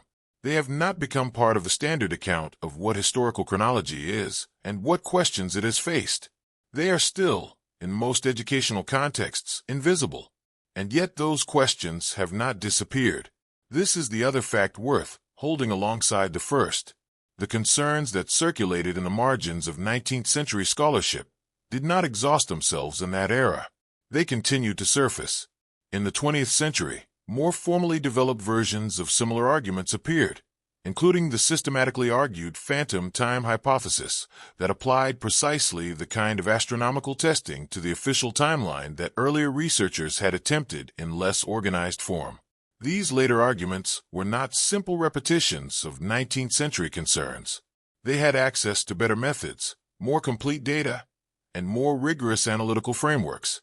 They addressed some of the weaknesses of earlier critiques while introducing their own, and they were met in the mainstream with the same basic pattern of response that had greeted earlier challenges: acknowledgement that questions existed, followed by dismissal rather than sustained engagement, followed by a return to the official version without any formal incorporation of the challenge into the curriculum. This pattern of recurring challenge and recurring dismissal raises a question that is difficult to ignore. If the official timeline has been adequately defended against these concerns, if the mainstream scholarly responses have genuinely closed the questions that careful readers have repeatedly raised, why do those questions keep coming back? New researchers, working with better tools and more complete evidence, keep arriving at similar concerns. They keep finding the same areas of the timeline difficult to reconcile with independent evidence. They keep identifying the same periods as the ones where the astronomical anchors don't hold cleanly, where the integration of different civilizations' records required assumptions that were never fully disclosed, where the chain of interpretation between original source and accepted date is longest and most vulnerable. If these areas had been genuinely resolved, the resolution would presumably be incorporated clearly enough into the scholarly record that later researchers would find it before reaching the same point of concern. The fact that they don't find it, or find it, but do not consider it adequate, is itself a form of evidence about the quality of the resolution. Some believe this means the questions point to real errors, real structural problems in the official timeline that have never been honestly addressed. That the teacher in 1901 was one of many careful readers who detected something genuine, something that the official system, for reasons of institutional convenience rather than intellectual honesty, has consistently chosen to deflect rather than examine. This view is not held by mainstream scholarship, but it is held by serious researchers who have engaged with the material in detail and have not found the mainstream response satisfying. Others believe the recurrence of these questions reflects something different, not a genuine structural problem in the timeline, but a persistent human tendency to find pattern and significance in complexity. Historical chronology is genuinely complex. Ancient sources are genuinely ambiguous. The integration of different civilizations' records genuinely involve judgment calls that could have been made differently. None of this means the framework is wrong. It means the framework is the product of difficult human work done under imperfect conditions. And when careful readers engage with that difficulty directly, when they see the complexity that the textbook version smooths over, they may arrive at doubts that feel more significant than they actually are. On this view, the recurring questions reflect not a problem with the timeline, but a problem with how the timeline is presented, stripped of its uncertainty, delivered as settled fact, in a way that makes the underlying complexity feel like concealment rather than the ordinary texture of historical knowledge. This is where the explanation becomes difficult, because both of these readings are available. Both have genuine support in the record, and the question of which one is correct, or whether the truth lies somewhere in the overlap between them, is not a question that the available evidence can cleanly answer. That is not a comfortable conclusion, but it is an honest one. What is clear, after everything, is this: the teacher stopped. That simple fact sits at the center of this story, and has not moved throughout the investigation. Everything else has been context, interpretation, alternative view. But the stopping is real. It happened. It was noticed by people around him. It persisted past the initial moment of whatever discovery or realization had produced it. It shaped the remainder of his professional behavior in ways that were visible to the people who worked alongside him. He looked at something, in documents, in arguments, in the material he had been reading beyond his approved curriculum, and something in what he found made it impossible to continue presenting the official timeline as settled fact. What he saw, exactly, specifically, the particular thing, or combination of things, that crossed the threshold, we still do not know. The record that would let us know that is gone, or was never fully created, or exists in a form too fragmentary and too indirect to permit confident reconstruction. And the honest acknowledgement of that gap is not a failure of investigation. It is the most accurate thing that can be said. We have followed the available evidence as carefully as it can be followed. We have mapped the environment, described the pattern, examined the competing interpretations, and at the end of all of that, the center of the mystery remains intact. Not because no one has tried to reach it, but because what was there has not been preserved in a form that permits us to see it directly.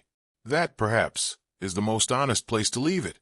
Not with a resolution that the evidence doesn't support, not with a conclusion that forecloses questions that remain genuinely open, but with a clear account of what is known, what is missing, and what the gap between those two things tells us about the nature of this particular question.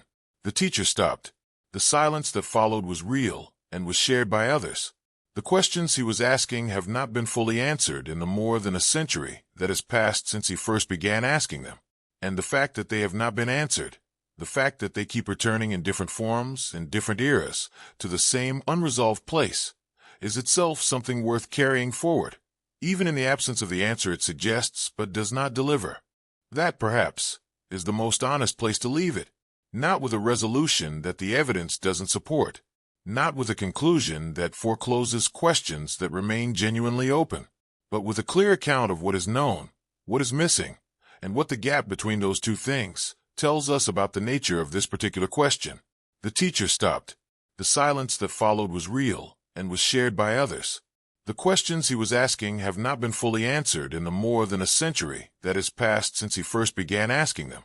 And the fact that they have not been answered, the fact that they keep returning in different forms, in different eras, to the same unresolved place, is itself something worth carrying forward, even in the absence of the answer it suggests, but does not deliver. And yet carrying something forward is not the same as setting it down.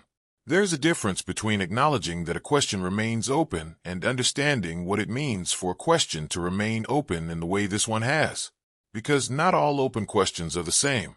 Some questions remain open because the evidence simply hasn't been gathered yet, because the tools or the access or the resources haven't been directed at the problem in sufficient depth. Those questions feel, in principle, answerable. The closure is delayed, not denied. But other questions remain open for a different reason entirely. They remain open because the systems that surround them are not organized to close them. Because the institutional architecture that would need to change for honest examination to occur has not changed. Because the question, however carefully framed, keeps arriving at a door that the official record has decided not to open. And that kind of openness is different. It is not just a gap in knowledge. It is a structural feature of how certain knowledge is managed. This distinction matters for how we understand what happened in 1901, and in the years around it, and in the decades that followed. If the questions about historical chronology remained unanswered simply because they were hard, because the evidence was fragmentary and the analysis was complex, then the right response is patience, more research, better tools, continued engagement. But if those questions remained unanswered because the institutions surrounding them were not designed to receive them honestly, then the situation is more serious. It means that the passage of time has not been bringing us closer to resolution. It means that each decade in which those questions were managed rather than examined was a decade in which the gap between what we know and what we present as known continued to grow, silently and invisibly, beneath the surface of the official account. The teacher in 1901 could not have known all of this. He was not in a position to see the full shape of what he had encountered. He could see that something in the material he was working with did not hold together in the way it was supposed to. He could feel, as careful readers do, that the ground beneath a particular set of claims was not as solid as the confidence placed in those claims required. But the broader pattern, the extent to which his doubts were shared by others, the degree to which the institutional response was systematic rather than incidental, that pattern was invisible to him, because it could only be seen from a distance he did not have. He was inside the moment. What we're doing now is looking back at it, and from that distance, things are visible that were not visible to him. This is the part of the story that is easiest to overlook, not the drama of a teacher stopping. That is where the narrative energy lives. But the quiet continuation that followed, the fact that everything kept going, that the classrooms kept filling, that the textbooks kept being printed, that the curriculum kept being certified and delivered and received as accurate, that the system, having absorbed one person's silent withdrawal, moved on without missing a step. The institutional machinery was not disrupted by what he had found. It was not required to account for it. It simply continued, in the way that large systems continue when individual parts break quietly enough not to set off any alarms. What that continuation tells us is something about the resilience of established frameworks, not their intellectual resilience, not their capacity to absorb and respond to genuine challenges, but their institutional resilience. The capacity to keep functioning even when something has gone wrong at a foundational level, to keep producing output even when the people producing it have doubts they cannot articulate, to keep presenting as settled what has not, at the level where the questions actually live, been settled at all. This kind of resilience is not a virtue. It is a mechanism, and the fact that it functioned so effectively in this case, that the questions raised by this teacher, and by the others like him, were so thoroughly absorbed without leaving any visible mark on the official record, is not evidence that the system was working well. It is evidence that the system was working in the way systems work, when they are designed to preserve themselves rather than to learn. Learning systems look different. A system that is genuinely organized around the discovery of truth behaves differently when it encounters evidence that its current account may be wrong. It slows down. It asks questions. It creates records of the doubt, not just of the official position. It distinguishes between a challenge that has been examined and found wanting and a challenge that has simply been set aside because examining it was inconvenient. It maintains a live record of what is known, what is uncertain, and what has been raised as a concern but not yet fully resolved. What the educational and institutional systems of the late 19th century did, in response to the concerns raised by this teacher and others like him, was not that. What they did was manage. And the difference between managing and learning is precisely the difference between a system that absorbs challenges and one that grows from them. There are people today who are still trying to grow from them, not by discarding everything that was built. That is not what the evidence supports, and it is not what honest inquiry requires, but by returning to the specific points where the foundation of the official timeline is most vulnerable to close reading, and asking, with the tools and methods that are now available, whether the concerns that careful readers identified in the 19th century can now be more fully evaluated than they could be then. This work is ongoing. It is not widely publicized. It does not occupy the center of mainstream historical scholarship, but it has not stopped. And the fact that it has not stopped, that there are still researchers, working seriously and carefully, who find in the questions raised by people like this teacher a reason to continue looking, is itself something. Not proof, not resolution, but continuation. And in the absence of resolution, continuation is what honest inquiry looks like. The teacher whose story began this investigation is no longer traceable beyond the fragments that have been described here. His name, as presented in the records that do survive, cannot be confirmed with certainty. His specific documents are gone. The particular arguments that crossed his threshold from doubt to withdrawal are not preserved in any form that permits confident reconstruction. What remains is the outline of a decision, a shape in the historical record where a person used to be, a shape defined not by what he did, but by what he stopped doing, by the presence of an absence where his teaching of the official timeline once was. But that shape is not nothing. Absences tell us things. The shape of what is missing can be as informative as the shape of what is present, if we are willing to look at it carefully. And what this particular absence tells us, what the shape of this teacher's withdrawal communicates, across more than 120 years, is that the question he was asking was real enough to stop him, that whatever he found, in the material he was reading, in the documents he was consulting, in the close attention he brought to the framework he had been trained to deliver, was not easily set aside. It was not a passing confusion. It was not a misreading that morning coffee would correct. It was something that persisted, that changed what he was willing to do, that converted a competent and professional educator into someone who would rather be silent than continue presenting, as certain, something he could no longer experience as such. That kind of integrity, quiet, professionally costly, entirely undramatic, is not the kind that tends to be preserved in institutional records. It does not generate the ceremonies or the documentation that more visible forms of courage attract. It leaves only the trace of what was left undone, only the absence where the official delivery once was, only the very faint record of someone having noticed and having been unable to pretend otherwise. What we owe that kind of integrity, perhaps, is exactly what this investigation has tried to offer. Not resolution, not the clean answer that the evidence doesn't support, but attention, the willingness to take seriously what was taken seriously enough to stop a person, to follow, as carefully as available evidence allows, the thread of what he was responding to resist the institutional reflex that classified his withdrawal as a personal difficulty rather than an intellectual signal, to ask, without demanding an answer that cannot be given honestly, what it means that a careful reader in 1901 looked at the framework and found it, under close reading, unstable.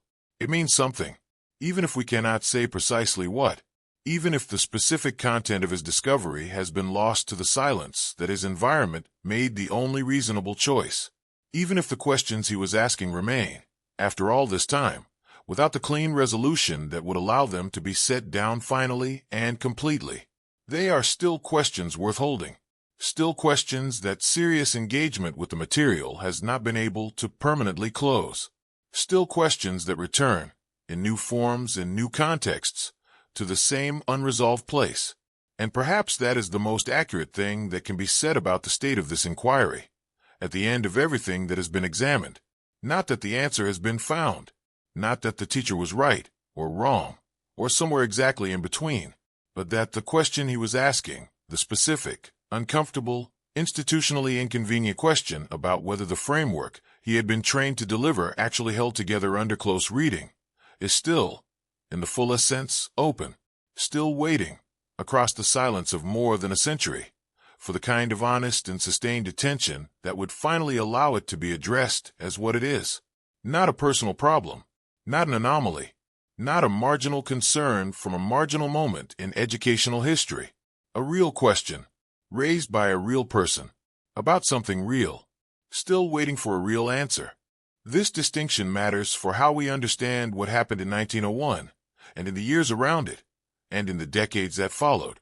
If the questions about historical chronology remained unanswered simply because they were hard, because the evidence was fragmentary and the analysis was complex, then the right response is patience, more research, better tools, continued engagement.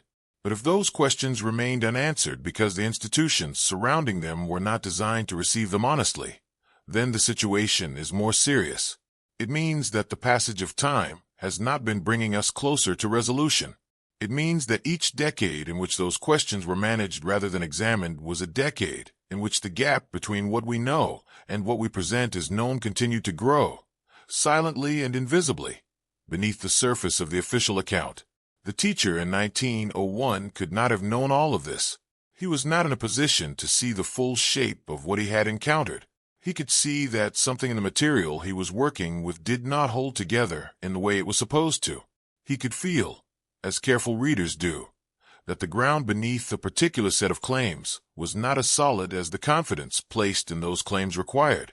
But the broader pattern, the extent to which his doubts were shared by others, the degree to which the institutional response was systematic rather than incidental, that pattern was invisible to him, because it could only be seen from a distance he did not have. He was inside the moment. What we're doing now is looking back at it. And from that distance, things are visible that were not visible to him. What is visible, first of all, is that he was not an isolated case. This has been documented throughout this investigation, but it is worth returning to at this stage, because it carries a weight that can be easy to lose in the course of detailed analysis. The quiet withdrawal from the official curriculum was not the behavior of one person with an unusual personality or an idiosyncratic set of concerns. It was a behavior that appeared in multiple people, across multiple institutional contexts, over a period of decades. And those people were not in contact with each other in any organized way. They were not reading each other's private doubts. They were not working from a shared text that had planted the same question in all of them. They arrived at similar responses through independent engagement with the same material. That independence is significant. When people working separately arrive at the same conclusion, that convergence carries a kind of evidential weight that a single case does not. It does not prove the conclusion is correct, but it suggests, at minimum, that something in the material itself was generating a consistent response in careful readers, something that was there to be found, not something imagined or projected. What is also visible from this distance is the specific nature of what those readers were responding to. It was not the content of history that troubled them, not the facts about which armies fought where, or which empires rose and fell. It was the scaffolding, the dates, the sequence, the framework beneath the content that organized everything else into a coherent story. That is a particular and significant location for doubt to settle, because it means the concern was not about whether history had happened, but about whether the timeline that was being used to organize it was as reliable as it appeared. And a doubt about the scaffolding is a different kind of doubt than a doubt about any individual fact. You can correct a fact without disturbing the structure around it. A doubt about the scaffolding, if it is serious, has to be addressed at the level of the scaffolding itself, which means it cannot be corrected quietly, in a footnote, without drawing attention to the framework the footnote sits inside. This is why those doubts were so difficult to accommodate institutionally. A specific correction could be absorbed. A challenge to the organizing framework could not without raising the question of how much of what had been built on top of that framework remained reliable. And once that question was raised, it had implications that extended far beyond the academic. The historical timeline was not just a scholarly tool. It was embedded in legal systems, in national identities, in religious traditions, in the cultural self-understanding of entire civilizations. A structural problem in that timeline was not a problem that could be contained within the walls of an academic institution. It would leak. It would spread. It would require a kind of public reckoning that no institution in the late 19th century was positioned to lead or willing to initiate. And so the questions were managed. And so the doubts were absorbed. And so the silence was allowed to function as a kind of answer. Not a real answer, but an answer in the sense that it ended the conversation, or at least prevented it from beginning. And the timeline continued to be taught, and the students continued to receive it as settled fact. And the framework that a careful teacher in 1901 could no longer stand behind continued to be carried forward by the people who came after him, most of whom had never been given a reason to look at its foundations closely.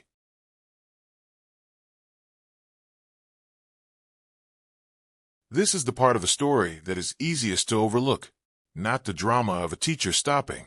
That is where the narrative energy lives, but the quiet continuation that followed, the fact that everything kept going, that the classrooms kept filling, that the textbooks kept being printed, that the curriculum kept being certified and delivered and received as accurate, that the system, having absorbed one person's silent withdrawal, moved on without missing a step.